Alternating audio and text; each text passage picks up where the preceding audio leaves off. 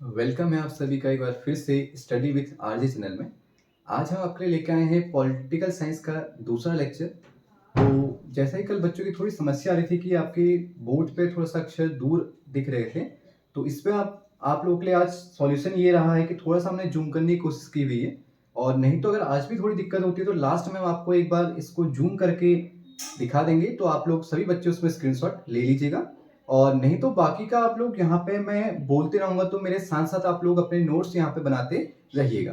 तो आज हम आपका पॉलिटिकल साइंस का दूसरा लेक्चर लेके आए हैं। और जो बच्चे कोचिंग इंस्टीट्यूट नहीं ज्वाइन कर पाते हैं या किसी कारणवश वो अपनी पढ़ाई आगे कंटिन्यू नहीं कर पाते हैं, तो वो बच्चों के लिए यहाँ पे फ्री ऑफ कॉस्ट हम आपका जीएस का लेक्चर शुरू कर रहे हैं, जिसमें पर डे आपके लिए उत्तराखंड करंट के भी मैंने 2 लेक्चर डाल दिए हैं। जनवरी की आपकी करंट अफेयर कंप्लीट करा दी गई है और फरवरी माह की भी करा देगी। इसी प्रकार आपके हर मंथली यहाँ पे करंट अफेयर भी आएगी। कोशिश करेंगे कि आपका इंडियन की या इंडिया की करंट भी यहाँ पे आपकी मैं लाऊं आपके लिए। तो अगर आप लोग को इंडियन करंट से भी आपके लेक्चर देखने होंगे तो आप प्लीज़ मुझे कमेंट करके बताइएगा। हम कोशिश करेंगे कि उस पर भी आपके लिए एक लेक्चर बना के मैं डालूँ। तो आज हम अपने लेक्चर को आगे कंटिन्यू करते हैं। तो आज हम पॉलिटिकल साइंस में आपके लिए 2 प्रमुख बड़े टॉपिक लेके आए हैं, जिसमें आप पहला देखते हैं भारतीय संविधान के स्रोत और दूसरा आपका आता है भारतीय संविधान के भाग। तो बच्चों यहाँ पे से डायरेक्ट क्वेश्चन एग्जाम में पूछे जाते हैं कि संविधान का कौन सा भाग किससे संबंधित है, या संविधान का भाग प्रथम कितने से कितने अनुच्छेद तक निहित है, या इस अनुच्छेद में क्या निहित है। तो ये सब चीजें आज हम थोड़ा बहुत डिस्कस करेंगे। बाकी के आगे लेक्चरों में सेपरेट करके हम ये सभी टॉपिक को यहाँ पे देखेंगे। तो देखिए, जैसा कि आप लोग यहाँ पे देख रहे हैं कि पहला टॉपिक मैंने लिखा है आपके संविधान के भाग। तो याद रखिएगा बच्चों, संविधान में वर्तमान में जो कुल भाग हैं वो आपके 25 है। एक चीज आप नोट कर लीजिएगा। और जो मूल संविधान में हमारे भाग थे वो थे आपके 22। जैसे कल हमने आपको एक चीज बताई थी, जब हम अनुसूची पढ़ा रहे थे तो अनुसूची में हमने बताया था कि आपकी मूल संविधान में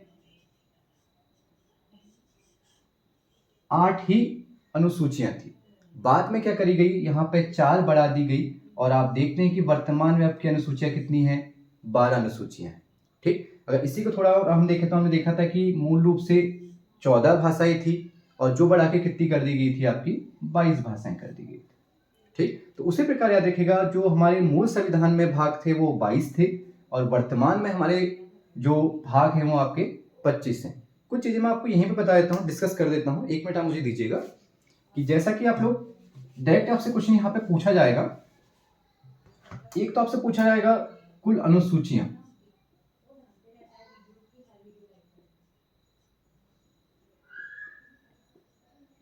जो आपको कल हमने लेक्चर में बता दिया है, जिसमें आप आंसर करेंगे 12 अनुसूचियां हैं। ठीक, मूल रूप से आपने लिखी थी 8। आगे बढ़ते हैं, कुल भाग। तो कुल भाग में आप लोग जाएंगे, यहां पे अभी वर्तमान में जो है वो है आपके 25, लेकिन मूल रूप से पूछेगा ये मूल संविधान में कितने थे, तो आप लोग करेंगे 22। ये वर्तमान की स्थिति। इसी प्रकार आपसे पूछेगा वर्तमान में अनुच्छेद कितने हैं, तो आप बोल सकते हैं 450 प्लस आपके अनुच्छेद यहाँ पे हैं, और जो मूल संविधान में आपके वो 365 थे। आगे हम आपके लिए बढ़ते हैं, तो याद रखिएगा मूल रूप से 22, कुल अनुसूचियां 12, कुल भाग आपके 25 अभी वर्तमान में चल रहे हैं। यहां से डायरेक्ट आपसे क्वेश्चन पूछा जाएगा। ये आपसे पूछते हैं अभी कुल कितने संविधान संशोधन हो चुके हैं, तो आप बोल सकते हैं 105 यहां पे संविधान संशोधन हो चुके हैं। क्लियर हो गया बच्चों? आगे आपका देखते हैं,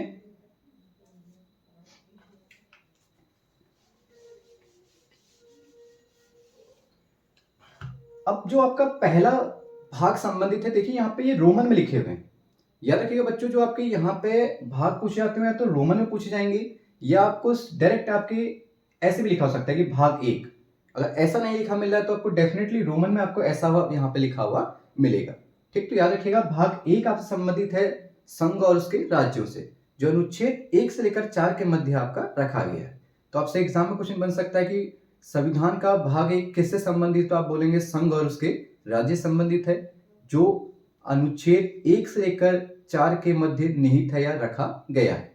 अब देखिए, इसमें हम कल आपका सेपरेट लेक्चर जब संविधान आपका कंप्लीट कर लेंगे तो आगे हम पर्टिकुलर एक एक भाग डिस्कस करेंगे, जिसमें पहला आपका आएगा संघ और उसके राज्य, जिसमें आप देखेंगे संघ क्या है, कैसे आपका संघ को राज्यों का, या आप देखेंगे राज्यों का, आपका जो भारत है राज्यों का एक संघ है।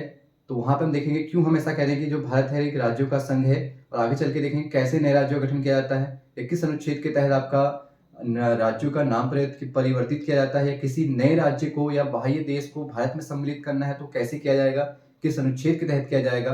तो सारी प्रोसेस हम यहाँ पे देखेंगे, आपके भाग 1 के अंतर्गत देखेंगे। और साथ ही यहाँ पे देखेंगे कि यह संपूर्ण रूप से शक्ति कि नए राज्य बनाने तथा राज्यों की सीमा परिवर्तित करने या बढ़ाने घटाने संबंधित जो शक्ति दी गई है वो किस में निहित है।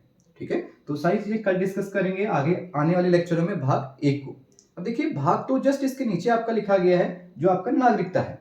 ठीक, तो याद रखिएगा नागरिकता है आपके भाग 2 से संबंधित, और जो आपके आती है 5 से 11, यानी 5 से 11 अनुच्छेद के मध्य नागरिकता को रखा गया। और याद रखिएगा बच्चों, भारत में केवल आपकी एकल नागरिकता का प्रावधान है।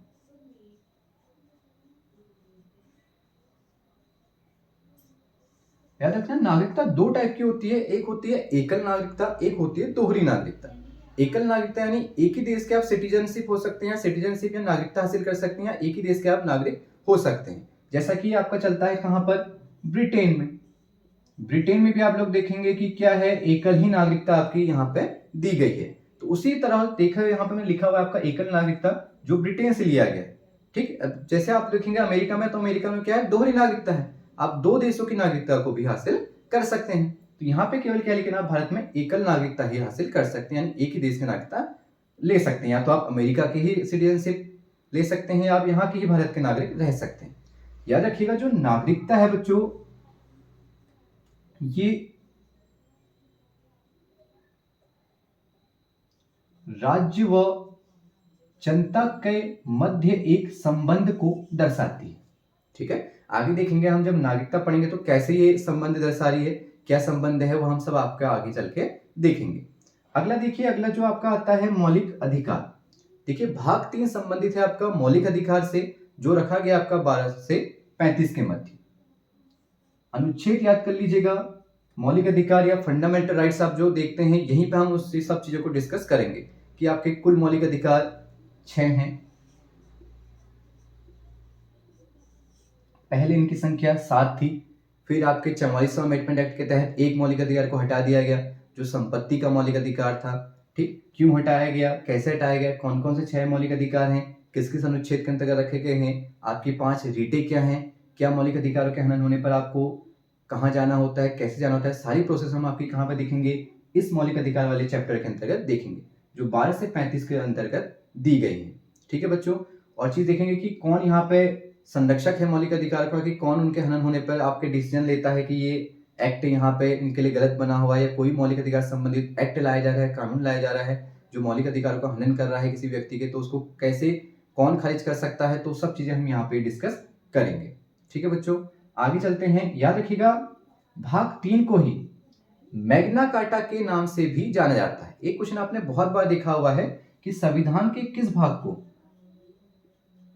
मैग्ना कार्टा के नाम से जाना जाता है, तो बच्चों आप लोग आंसर करेंगे, मैग्ना कार्टा के रूप से भी जाना जाता है भाग 3 मौलिक अधिकारों को। आगे चल के देखेंगे मैग्ना कार्टा क्या है, तो वहां पे मैं आप लोगों को बताऊंगा कि ब्रिटेन में नागरिकों को दिया गया एक मौलिक अधिकार का पत्र ही मैग्ना कार्टा कहलाता है, जो सर्वप्रथम आपका ब्रिटेन में वहां पे देखा गया था। तो उसी रूप से यहाँ पे इसको भी क्या कहा गया है, मैग्ना कार्टा की संज्ञा दी गई है बच्चों। आगे बढ़ते हैं, भाग 5 आप देखेंगे, सॉरी भाग 4 आप देखेंगे, नीति निर्देशक तत्व। ठीक है बच्चों, यहाँ पे आपको लिखा हुआ मिल सकता है राज्य के नीति निर्देशक तत्व, जिसको आप शॉर्ट में बोलते हैं डीपीएसपी। पूछा जाएगा डीपीएसपी का प्रावधान कहां पर है, तो आप यही भाग 4 करेंगे। और यहाँ पे पूछा जाता है डीपीएसपी का प्रमुख उद्देश्य क्या है, तो नोट में बच्चों आप यहीं पे नोट में लिख लीजिएगा कि डीपीएसपी का प्रमुख कार्य है लोक कल्याणकारी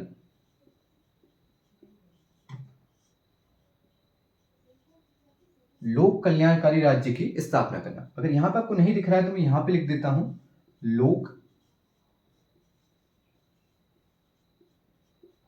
कल्याणकारी राज्य की स्थापना करना। ठीक। तो जिसका प्रमुख उद्देश्य है बच्चों याद रखना, लोक कल्याणकारी राज्य की स्थापना करना है। बाकी आप देखेंगे डीपीएसपी कैसे न्यायालय में अपरिवर्तनीय है, किस अनुच्छेद के अंतर्गत कहा गया है, समान नागरिक संहिता कहाँ पे दी गई है, आगे चल के देखेंगे एकल नागरिकता का प्रावधान कैसे यहाँ पे हम डिस्क्राइब करते हैं, या आपका जो भी यहाँ पे संबंधित चीजें हैं सब हम यहाँ पे आपका देखेंगे। अंतर्राष्ट्रीय शांति सुरक्षा की बात किसमें कही गई है, आपके हानिकारक पेय पदार्थों को रोक कहाँ पे कहा गया है, या आगे चल के हम देखेंगे पशुपालन कृषि संबंधी जो आपका बताई गई बातें वो कहाँ पे लिखी गई हैं। तो सब हम 36 से 51 के बीच यहाँ पे डिस्कस करेंगे। अभी आप लोगों ने केवल एक चीज याद रखनी है कि आर्टिकल 36 से 51 तक, यानी अनुच्छेद 36 से 51 तक डीपीएसपी रखा गया है, directive principle of state policy को रखा गया है, या आप कह सकते हैं राज्य की नीति निर्देशक तत्वों को रखा गया है जो आपके भाग 4 से संबंधित है। आगे बढ़ते हैं बच्चों, यहाँ पे आता है आपका भाग 4 क, जो मोस्ट ऑफ टाइम्स पूछा गया है कि सरदार स्वर्ण सिंह समिति की सिफारिश पर भाग किस भाग को संविधान में जोड़ा गया, तो भाग 4 क को जोड़ा गया, जो संबंधित किससे है, मौलिक कर्तव्य से, या आप कह सकते हैं फंडामेंटल ड्यूटी से संबंधित है। और कौन सा अनुच्छेद रखा गया है, तो 51 ए में रखा गया है। आप देखेंगे जब यहाँ पे आप सेपरेट आपको चैप्टर पढ़ाऊंगा तो आप देखेंगे कि मौलिक कर्तव्य क्या है, तो आप याद रखिएगा जैसे आप राष्ट्रीय ध्वज का सम्मान करना, राष्ट्रीय गान का सम्मान करना, आपके जितने भी आपके क्रांतिकारी लोगों से या आपके आजादी दिलाने वाले प्रमुख राष्ट्रवादी वाक्य हैं उनको अपने हृदय में संयोजन रखना, और आपके देश की रक्षा करना, देश की रक्षा हेतु बुलाने हेतु जब भी आह्वान किया जाए तो आपको वहां पे जाना है। इस टाइप की बातें जो कही गई हैं वो सब आपको मौलिक कर्तव्य के अंतर्गत देखने को मिलेंगी। तो उसको हम यहाँ पे अलग से जब यहाँ पे लेक्चर लेके आऊंगा तो वहां पे हम सेपरेटली इस चीज को पढ़ेंगे। अब आगे चलते हैं बच्चों, आगे आप लोग देखेंगे अगला जो हमारा आ रहा है, अगला भाग है 5।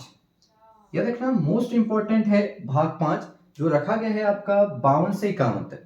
बहुत बड़ा है, काफी इंपॉर्टेंट है, क्योंकि इसके अंतर्गत ही आधी पॉलिटी आप लोगों ने पढ़नी है, जो सबसे ज्यादा इंपॉर्टेंट आपका पॉलिटी का चैप्टर है कह सकते हैं। तो याद रखना यहाँ पे जो आप लोग पढ़ोगे इसी के अंदर आप पढ़ोगे शासन की प्रणाली, कि भाई शासन की प्रणालियां क्या है, कि कैसे शासन किया जा रहा है, उसकी क्या आपके यहाँ पे प्रणालियां हैं। जैसे आप देखेंगे एक होती है अध्यक्षात्मक प्रणाली, अध्यक्षात्मक प्रणाली क्या है, दूसरा देखेंगे संसदीय प्रणाली क्या है। ठीक, तो वो दोनों चीज यहाँ पे हम डिस्कस करेंगे जब 11 चैप्टर हम आप लोगों का यहाँ पे आगे आने वाले लेक्चरों में आएगा। अगला हम देखते हैं दूसरी चीज जो आप इसमें पढ़ेंगे वो पढ़ेंगे आप राष्ट्रपति के बारे में।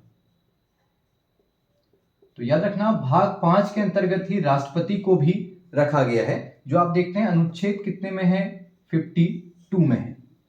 ठीक, तो यहाँ पे हम जब आगे चैप्टर आएगा फिर राष्ट्रपति का पढ़ेंगे, क्योंकि बच्चों आज मेरा केवल आपका मोटिव है कि आपको मैं ये चीज समझा दूं कि आगे के लेक्चर में जब ये चीजें आए तो आप वहां पे कंफ्यूज ना हो, क्योंकि अगर आज मैं इन चैप्टरों को या इनको डिटेल में समझाने लगूंगा तो आज की लेक्चर काफी बड़ा हो जाएगा, और फिर काफी बड़े लेक्चर में काफी दिक्कत होती है, बच्चा पूरा लेक्चर देखता नहीं है, आधे में ही छोड़ देता है। तो आज कोशिश कर रहे हैं कि आपको थोड़ा बहुत यहाँ पे आइडिया दे दिया जाए, फिर आगे पर्टिकुलर एक लेक्चर में आपके हम लेके आएंगे तो वहां पे इनको सेपरेटली हम डिटेल में डिस्कस करेंगे, जो आपके आने वाले आरओ एआरओ या यूकेपीएससी के जितने भी पेपर हो रहे हैं वहां पे आपको सहायता प्रदान करेगा। आगे देखते हैं, तो याद रखिएगा इसके अंतर्गत राष्ट्रपति के बारे में पढ़ेंगे। दूसरी चीज जो हम इससे पढ़ेंगे अगला आएगा आपका उपराष्ट्रपति, जिसको आप बोलते हैं वाइस प्रेसिडेंट, उसके बारे में हम यहीं पे पढ़ेंगे। अगला आप लोग देखोगे संसद के बारे में हम यहीं पे देखेंगे कि आपकी जो पार्लियामेंट है उसके बारे में सब यहीं पे देखेंगे, कैसे वहां पे शासन होता है, कैसे वहां के प्रोसेस है, सब चीज हम यहाँ पे ही डिस्कस करेंगे। अगला आप लोग देखोगे यहीं पे आपका निकल के आएगा महान्यायवादी,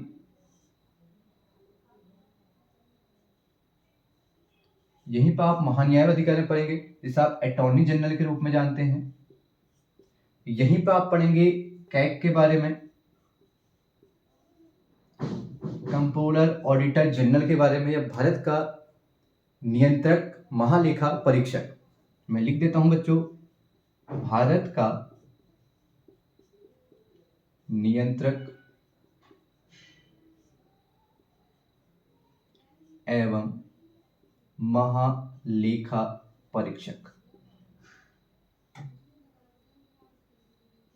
ठीक है बच्चों, यहां पे आप लोग इस चीज के बारे में पढ़ेंगे, देखेंगे आर्टिकल जो 148 है वहां से आपका 151 तक ये आपका चलेगा, तो देखेंगे इस बारे में क्या है। ठीक, तो यहाँ पे डिस्कस करेंगे। और दूसरी चीज जो आप यहाँ पढ़ेंगे यहीं पे आप लोग पढ़ लेंगे आपका सुप्रीम कोर्ट के बारे में। ठीक है, तो जो 148 से पहले हमने पढ़ना है 124 से लेकर 147 तक। ठीक, तो वहां पे हम आप लोगों का यहीं पे सुप्रीम कोर्ट के बारे में डिस्कस करेंगे, क्या सुप्रीम कोर्ट के बारे में बातें कही गई हैं, वो सब यहाँ पे आप लोग देखेंगे। जो इससे पहले की चीजें हैं वो हम पढ़ेंगे संसद में, जो आपका आती है अनुच्छेद 79 से 123।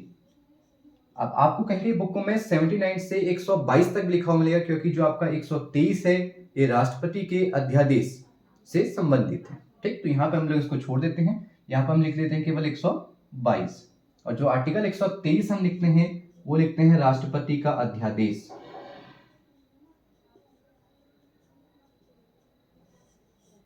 याद रखिएगा, यहीं पर आपका अध्यादेश के बारे में हम देखेंगे। फिर आगे देखेंगे क्या है ऑर्डिनेंस, क्या अध्यादेश है, कैसे लाया जाता है, कितने इसका टाइम पीरियड रहता है, कितने टाइम पीरियड तक अस्तित्व में रहता है, ये सब चीजें हम आपके करेंगे आगे जाके लेक्चरों में देखेंगे जब हम राष्ट्रपति डिस्कस करेंगे। ऐसे याद रखना, अध्यादेश दो ही लोग लाते हैं, एक लाता है आपका राष्ट्रपति, दूसरा लेकर आएगा आपका गवर्नर, यानी प्रेसिडेंट और गवर्नर ही आपका क्या लेकर आता है, अध्यादेश लाता है। ये चीज हम आपका बाद में आगे डिस्कस करेंगे। अगला देखिए, जो आपने यहाँ पढ़ना है उपराष्ट्रपति पढ़ना है, वो इससे पहले के हम आर्टिकल देखेंगे। 63 उससे संबंधित है, 64 संबंधित है, 65 संबंधित है, तो हम देखेंगे कैसे यहाँ पे आपका संबंधित है। ठीक, तो याद रखना, उपराष्ट्रपति पद का प्रावधान अनुच्छेद 63 में है, राष्ट्रपति का 52 में है। फिर इनसे संबंधित जो बाकी आर्टिकल है हम वहां पे आगे चल के डिस्कस करेंगे। और एक शायद आपका छूट गया है महान्यायवादी, तो याद रखिएगा इसका संबंध है आर्टिकल 76 से। ठीक, तो जो आपके महान्यायवादी है इसका पद प्रावधान है आपका आर्टिकल 76 में। इसके साथ साथ याद रखिएगा महान्यायवादी से संबंधित एक आर्टिकल और है जो मोस्ट इंपोर्टेंट है, वह है आर्टिकल 88।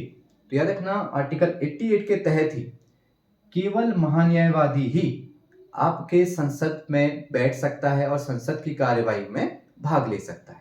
ठीक है बच्चों, तो ये चीज आप यहाँ पे याद रखिएगा, महान्यायवादी पद प्रावधान 76 और महान्यायवादी ही संसद की कार्यवाही में भाग ले सकता है, वहां पे सुन सकता है, बैठ सकता है, अपने विचार दे सकता है, लेकिन साफ साफ लिखा है आर्टिकल 88 में कि वो किसी भी बिल पर मतदान नहीं कर सकता है, वोट वगैरह नहीं दे सकता है। ठीक है बच्चों, तो आई थिंक आपको समझ आ गया हो कि हमने भाग 5 के अंतर्गत क्या क्या चीजें डिस्कस करनी है, क्या यहाँ पे आप लोगों ने पढ़ना है। आगे चलते हैं। आई थिंक आप लोगों ने ये ले लिया होगा। अगर आपको थोड़ा सा अगर इसमें कहीं पर लिखने में दिक्कत हो रही है तो आप प्लीज कोशिश कीजिए कि मेरे वॉइस के साथ आप लिखें, क्योंकि थोड़ा सा यहाँ पे प्रॉब्लम रहती है। तो आगे चलते हैं इसके अंतर्गत, क्योंकि बाद जब मैं इन चैप्टर में पहुंचूंगा तो वहां पे दोबारा आपको स्क्रीनशॉट के जरिए मैं यहाँ पे प्रोवाइड करा दूंगा, या आप जिसको भी दिक्कत होती है तो आप मेरे संपर्क कर सकते हैं, आपको इसके नोट्स वगैरह आपको प्रोवाइड करा दिए जाएंगे यहाँ पे इसके स्क्रीनशॉट्स वगैरह। तो आगे बढ़ते हैं नेक्स्ट पर।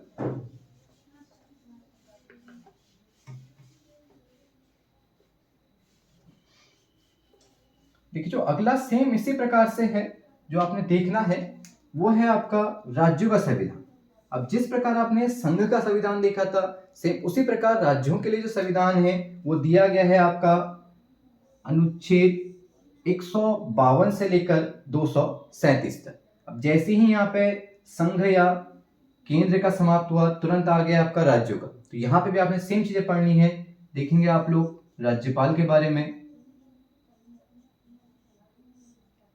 हाँ, एक चीज और रह गई थी यहाँ पे, याद रखिए यहीं पे जो आपका संघ का संविधान है यहीं पे आप पढ़ेंगे किसके, पीएम के बारे में।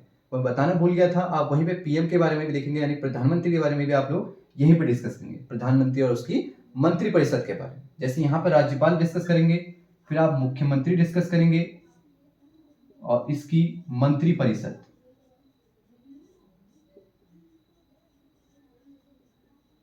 ठीक है बच्चों, तो उसी प्रकार सेम भाग 5 में हम पीएम और उसकी मंत्रिपरिषद को डिस्कशन करेंगे। अगला आप लोग देखिए, यहां पे देखेंगे आप महाधिवक्ता के बारे में। इसको बोलते हैं बच्चों एडवोकेट जनरल। ठीक है, वहां पे सॉरी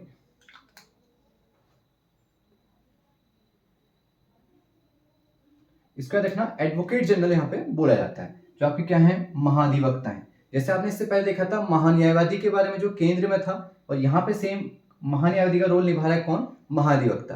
देखिए महान्यायवादी में आपको थोड़ा सा यहाँ पे बता देता हूँ, आ गया है तो यानी कि महान्यायवादी आपका केंद्र सरकार का एक प्रमुख वकील के रूप में कार्य करता है, और जो आपके राज्यों की सरकार के या राज्यों के वकील या राज्य सरकार के वकील के रूप में कार्य करेगा वह है आपका महाधिवक्ता। यानी आप कह सकते हैं केंद्र सरकार का वकील आपका महान्यायवादी है और राज्य सरकारों का वकील आपका महाधिवक्ता है। बाद में इसके बारे में हम पर्टिकुलरली आगे जाके चीजें देखेंगे।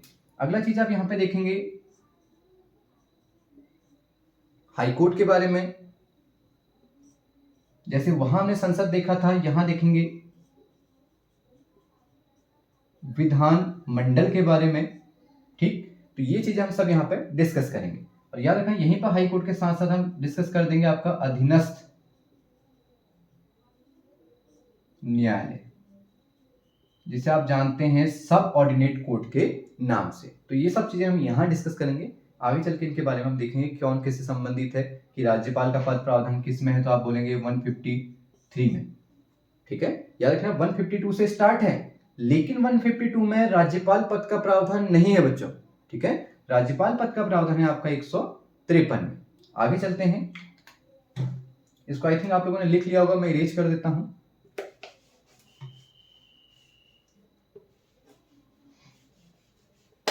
देखिए अगला आप लोग देखेंगे यहां पे जो आपका अगला है वो है भाग 8। देखिए भाग 8 में आप लोग देखेंगे संघ व राज्य क्षेत्र का प्रशासन।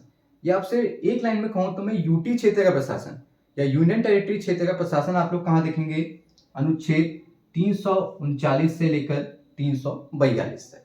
ठीक, अब याद रखिएगा कि देखिए यहां पे आपका 6 था, 6 के बाद 7 नहीं आके डायरेक्ट क्या आया हुआ है, 8 आया हुआ है।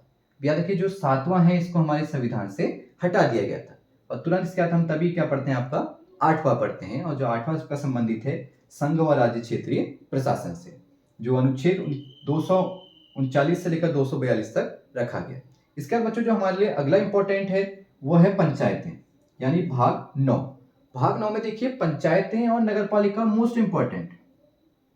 इनसे एग्जाम में क्वेश्चन काफी बार पूछे गए कि आर्टिकल 243 से लेकर 243 ओ तक क्या सम्मिलित है या क्या रखा गया है। तो याद रखना आर्टिकल 243 से 243 ओ तक। ठीक है, यानी आप चलेंगे जैसे ए बी सी डी ऐसे करके आप ओ तक आएंगे। ठीक, यहाँ पे आपका सेम आगे क्या रहेगा, 243 ही रहेगा। तो जैसे आप ओ तक आएंगे तो यहाँ तक के सारे अनुच्छेद हैं वो किससे संबंधित है बोलेगा तो पंचायतों से संबंधित है। अगला आप देखेंगे इसके बाद का जस्ट यहाँ पे आपको दिख रहा होगा 9A, या इंग्लिश में लिखा होगा तो ऐसे क की जगह ए भी लिखा हुआ मिल सकता है। जैसे हमने यहाँ ऊपर देखा था मौलिक कर्तव्यों में भाग 4 क या भाग 4A, तो सेम यहाँ पे भी लिखा हुआ मिल सकता है आपका भाग 9A, जो संबंधित है आपका नगर पालिकाओं से। याद रखना नगर पालिकाओं का आर्टिकल है 243P से लेकर ZG तक। ठीक है बच्चों, अब ZG कैसे आया, यानी कि जैसे ही आप यहां से लेकर Z तक पहुंचेंगे तो फिर से शुरू हो जाएगा आपका ZA ZB ऐसे करके आपका नीचे कोई आने लगेगा। ध्यान दीजिएगा Z है, ZB करके ऐसे से आप आएंगे नीचे तक आएगा, फिर यहां से जब आप चले जाएंगे तो ZB तक, सॉरी ZG तक, ZG तक आपको जाना है। और ऐसे जब आप नीचे तक पहुंचेंगे तो लास्ट ZG में आपका क्या समाप्त हो जाएगा, नगर पालिकाएं समाप्त हो जाएंगे। ठीक है बच्चों, आगे चलते हैं। अगला जो आपके लिए इंपॉर्टेंट है वह है आपका 11वां भाग। 11 संबंधित है आपका केंद्र राज्य संबंध, यानी केंद्र और राज्य के मध्य क्या संबंध है, कैसे शक्तियों का बंटवारा किया गया है, कौन आपका संघ सूची का विषय है, कौन आपका राज्य सूची का विषय है, कौन आपका अवशिष्ट शक्तियों में रखी गई है, कौन समवर्ती सूची में रखा गया है। सब चीज आप कहाँ डिस्कस करेंगे, यहीं पे डिस्कस करेंगे। ठीक है, और जो आपका आर्टिकल आता है 245 से लेकर 255 तक। ठीक है बच्चों, इसके पीछे मैंने आपका एक और छोड़ा हुआ है 10वां। याद रखिएगा 10वां यहाँ पे मैंने भाग छोड़ा हुआ है, वो आपके एग्जाम के पॉइंट ऑफ व्यू से मेन उतना नहीं माना जाता है, जो SC और ST क्षेत्रीय प्रशासन है। ठीक, वहां पे SC और ST क्षेत्रीय प्रशासन के बारे में वहां पे दिया गया हुआ है, तो उसके बारे में हम लास्ट में छोटे कम इंपॉर्टेंट है आपके अभी आने वाले एग्जाम के लिए, तो उनको हम लास्ट में एक साथ डिस्कस करेंगे। अभी जो इंपॉर्टेंट्स हैं वो मैंने आपके लिए यहाँ पे डाल दिए गए हैं, जिनको पहले आपने मोस्ट प्रायोरिटी में रखना है। तो याद रखिएगा 10वां छोड़ के हम सीधे कहाँ आएंगे, 11वें में आएंगे, फिर 11वां छोड़ के हम सीधे आएंगे यहाँ पे भाग 14 में। जो भाग 14 है आपका है संघ व लोक सेवा आयोग। ठीक है, या आपको लिखा हुआ मिल सकता है संघ व लोक सेवा आयोग की सेवाएं या अधीनस्थ सेवा आयोग, या आपको मिल सकता है यूपीएससी, संघ व राज्य के अधीन सेवाएं भी आपको यहां पे लिखा हुआ मिल सकता है, या शॉर्ट में आप बोल सकते हैं यूपीएससी। ठीक है, यूनियन पब्लिक सर्विस कमीशन। याद रखिएगा, उत्तराखंड वीडियो टॉपर की तरह मत कीजिएगा, जो फुल फॉर्म होती है एक बार ठीक से आप लोग याद कीजिएगा, नहीं तो वहाँ पे आपका अगर बाई चांस जॉब लग भी गई तो आगे जाके दिक्कत होगी, ठीक, जब आपका कभी इंटरव्यू वहाँ पे लेने आएंगे। तो याद रखिएगा, अपने आप को इस प्रकार डेवलप कीजिएगा कि अगर आप पेपर निकालते भी हैं तो किसी भी चीज़ का इंटरव्यू आप लोग फेस कर सकें। आगे बढ़ते हैं, अगला जो आपका है, अगला आपका आता है भाग 15, जो संबंधित है भाई निर्वाचन से। निर्वाचन में हम देखेंगे कहां से कहां तक रखा गया, तो 324 से लेकर 329 तक रखा गया है। यहीं पर हम देखेंगे आपके निर्वाचन आयुक्त की नियुक्ति कैसे की जाती है, कितना उसका कार्यकाल है, ठीक। आप देखेंगे एक वयस्क मताधिकार, यहीं पर निकल के आएगा आपका वयस्क मताधिकार क्या है, वयस्क मताधिकार की आयु क्या है, किस अमेंडमेंट एक्ट के तहत उसे चेंज किया गया, सब चीजें हम यहाँ पे डिस्कशन करेंगे। वयस्क मताधिकार का प्रावधान किस अनुच्छेद में है, तो आप देखेंगे 326 में है। ये सब चीजें आप डिस्कस कहाँ करेंगे, यहीं पर डिस्कस करेंगे। आगे बढ़ते हैं, आगे इसके बाद आपने पढ़ना है लैंग्वेज यानी भाषा के बारे में, और भाषा कहाँ रखी गई है आपके भाग 17 में। याद रखिएगा, ये रखा गया आपका भाग 17 में, ठीक। अब जो कल हमने आपके अनुसूची में बताया था वही यहाँ पे क्या है, भाग में भी रखा गया है, ठीक। वहां पे भाग अनुसूची 8 में थी। याद रखना है दोनों चीजें अलग अलग हैं। देखिए, अनुसूची पूछेगा तो 8 करेंगे, पूछा आएगा भारतीय संविधान के किस अनुसूची भाषा से संबंधित है, तो 8 करेंगे। पूछा जाएगा संविधान का कौन सा भाग भाषा से संबंधित है, तो आप ये 17 करेंगे, ठीक। और किस अनुच्छेद के अंतर्गत रखा गया है, तो 343 से लेकर 351 तक इसको रखा गया है। फिर देखेंगे यहाँ पे क्या क्या चीजें प्रावधान की गई हैं, कैसे राजभाषा का गठन किया जाता है, किस अनुच्छेद से संबंधित है, राज्य की भाषा क्या है, संघ की भाषा क्या है, क्या लिपि है, सब चीजें हम यहाँ पे आपका आगे चल के डिस्कस करेंगे। अगला हम देखते हैं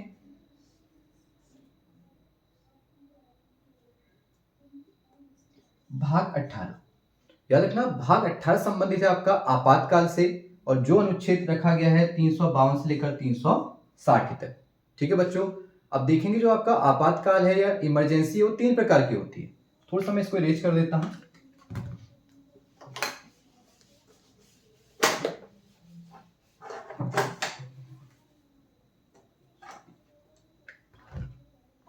याद रखना, जो आपकी इमरजेंसी है वो आपके 3 टाइप्स की है, जिसमें आप देखेंगे राष्ट्रीय आपातकाल, राष्ट्रपति शासन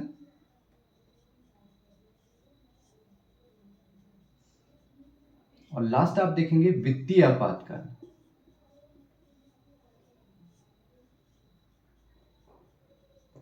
याद रखिएगा, अब तक भारत में कभी भी वित्तीय आपातकाल नहीं लगा है, लेकिन राष्ट्रीय आपातकाल 3 बार लग चुका है, और राष्ट्रपति शासन तो आपको पता है कि लगते ही रहता है, ठीक। तो ये चीज हम बाद में डिस्कस करेंगे जब हम आगे चल के आपके यहाँ पे इन चैप्टर पे पहुंचेंगे। तो ये मोस्ट इंपॉर्टेंट है, राष्ट्रीय आपातकाल, राष्ट्रपति शासन और वित्तीय आपातकाल। देखेंगे किस किस आर्टिकल संबंधित है, तो इसको सेपरेटली अगर हम पढ़ेंगे तो 352 में, 356 में और 360 में, इनके बारे में अंदर हम आपके डिटेल में पढ़ेंगे। पूछा जाएगा राष्ट्रीय आपातकाल संबंध किस अनुच्छेद से है, 352 से, राष्ट्रपति शासन का 356 से, वित्तीय आपातकाल का 360 से, ठीक है बच्चों। तो ये चीज यहाँ पे आपने देखनी है। एक लास्ट आपका आता है भाग 20। अगर आपको नीचे नहीं दिख रहा है तो मैं यहाँ पे लिख देता हूं, लास्ट आपका आता है भाग 20, जिसे आप रोमन में लिख सकते हैं XX, ठीक है बच्चों। ऐसे करके आपको लिखा हुआ मिलेगा, जो संबंधित है आपका किससे, संविधान संशोधन से।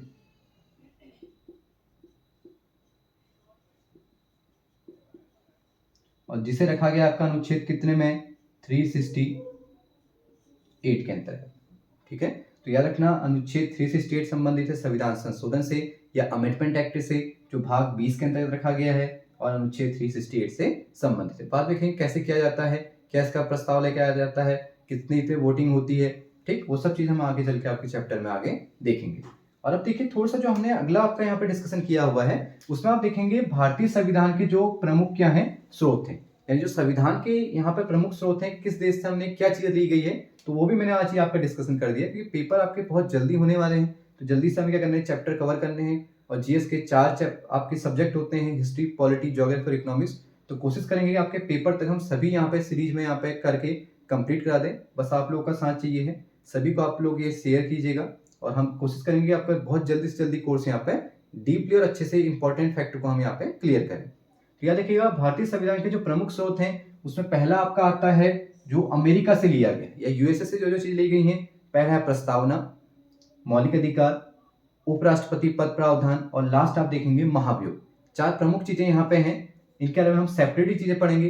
याद रखना जो प्रस्तावना है, किसी भी जो आप देखते हैं कोई बुक लेकर आते हैं तो उसकी एक प्रीएम्बल्स होती है आगे से, कि जो उस बुक के अंदर हमें जानकारी देता है कि इस बुक के अंदर क्या क्या चीजें लिखी गई हैं, क्या इस बुक से हमें जानकारी मिलती है, ये बुक हमें क्या आपका यहाँ पे दे रही है या क्या हम इस चीज से सीखेंगे। तो सबकी जिसकी जानकारी कहाँ पे दी होती है, यहाँ प्रस्तावना में दी होती है। इसे आप प्रीएम्बल्स के रूप में जानते हैं। दूसरा मौलिक अधिकार मैंने आपको बता ही दिया गया है, आपके खुद के अधिकार जो आपके बेसिकली दो टाइप से होते हैं। एक तो आपके हैं प्राकृतिक, जैसे आप सांस ले रहे हैं, ठीक, आप सांस लेने के साथ साथ भोजन खा रहे हैं, ये आपके क्या है प्राकृतिक अधिकार। दूसरी चीज आप देखेंगे जो आपको संवैधानिक रूप से दिए गए हैं, ठीक है, जैसे आप देखेंगे आप कुछ भी बोल सकते हैं वाक्य अभिव्यक्ति की, कि धर्म जाति लिंग के आधार पर कोई भेदभाव नहीं किया जाएगा, लोक नियोजन में आपकी समानता दी जाएगी, ठीक। या आप आगे चल के देखेंगे कि दोष सिद्धि में निवारण हेतु, या आप कुछ भी देखेंगे संवैधानिक उपचारों का अधिकार।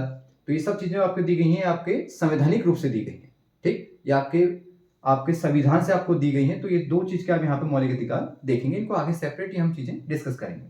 आगे देखते हैं उपराष्ट्रपति पद प्रावधान, ये जो आपका वाइस प्रेसिडेंट का पद के जो हमने लिया है कि वाइस प्रेसिडेंट का पद होना चाहिए, वो कहाँ से लिया है, वो भी यूएसए से लिया गया।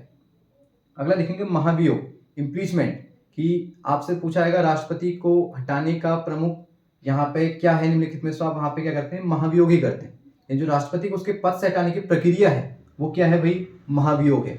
मोस्ट ऑफ टाइम्स एग्जाम में पूछा गया कि महाभियोग प्रक्रिया कहाँ से ली गई है, तो आप लोग आंसर यूएसए ही कीजिएगा। इसको अच्छे से आप लोग नोट कर लीजिएगा। मैं आपको एक बार लास्ट में दोबारा बता रहा हूँ कि एक बार जूम करके ये दोनों चीजें आपको यहाँ पे सेपरेटली दिखा दूंगा। आप लोग लास्ट में उसका स्क्रीनशॉट ले सकते हैं। तो लास्ट तक यहाँ पे लेक्चर में बने रहिएगा। तो अगला देखते हैं, अगला आता है आपका ब्रिटेन।